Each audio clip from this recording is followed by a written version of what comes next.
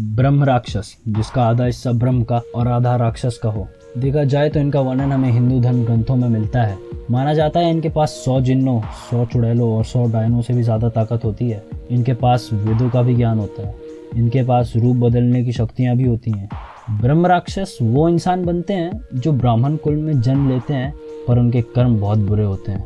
जिन्होंने अपने ज्ञान का गलत इस्तेमाल करके लोगों को फ़ायदा उठाया हो, लोगों को लूटा हो, उन्हें परेशान किया हो। माना जाता है कि ये इंसानों को खाते हैं। आज मैं आपके लिए लेके आया हूँ ऐसी एक अनसुनी और अनदेखी घटना। मेरा नाम सचिन है और मैं मध्य प्रदेश के रीवा का रहने वाला हूँ। ये घटना तब की है जब हमारे परिवार में 4 साल के अंदर अंदर 6 से 7 लोग मर गए थे। मेरी बड़ी मम्मी, जिन्होंने खुद को आग लगा ली थी और जलकर तड़पने के कारण उनकी मौत हो गई। उन्होंने ऐसा क्यों किया, ये राज भी उन्हीं के साथ चला गया। मेरे चाचा और मेरा भाई एक दिन बिजली का काम कर रहे थे तो मेरे चाचा को करंट लग गया। मेरा भाई उन्हें बचाने गया पर वो भी करंट की चपेट में आ गया और उन दोनों की वहीं मौत हो गई। ऐसे ही एक हादसे में मेरे दादाजी के ऊपर एक पेड़ गिर गया।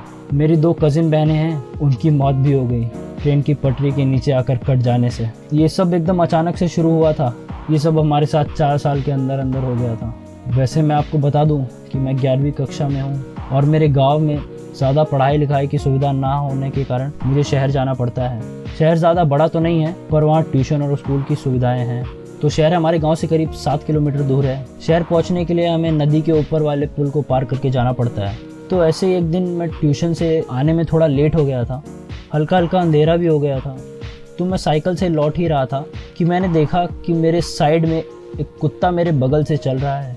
फिर धीरे धीरे उसका आकार बदलने लगा और वो एक सांड के रूप में आ गया। ये सब देख के मैं बहुत डर गया और मैं साइकिल तेज़ी से चलाने लगा और धीरे धीरे उसने सांड के रूप से एक बहुत बड़े आदमी के रूप ले लिया। वो कम से कम 12 फीट का रहा होगा। उसकी आंखें पीली थी।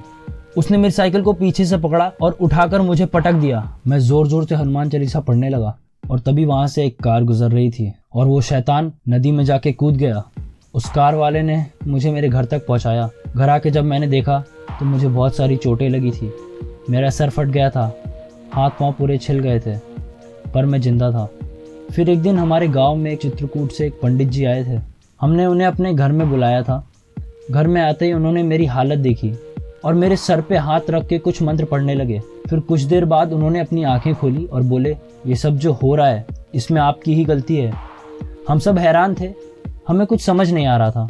पंडित जी ने बताया कि आपने जिस बगीचे को साफ किया है उसमें से एक पेड़ में ये ब्रह्म राक्षस रहता था और उस पीपल के पेड़ में इसका वास था।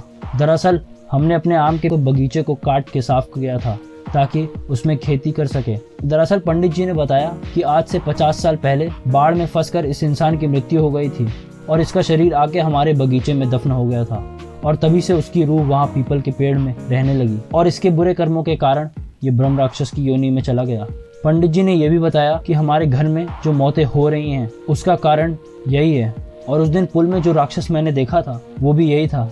ये बहुत गुस्से में है और इसे शांत करने के लिए बगीचे में ही एक चबूतरा बनाना पड़ेगा और वहाँ रामायण का पाठ करवाना पड़ेगा। जैसा पंडित जी ने बोला हमने वैसा ही किया और फिर कुछ समय बाद धीरे धीरे चीज़ें बेहतर होने लगी, पर मैं आज भी उस बगीचे में जाने से डरता हूँ।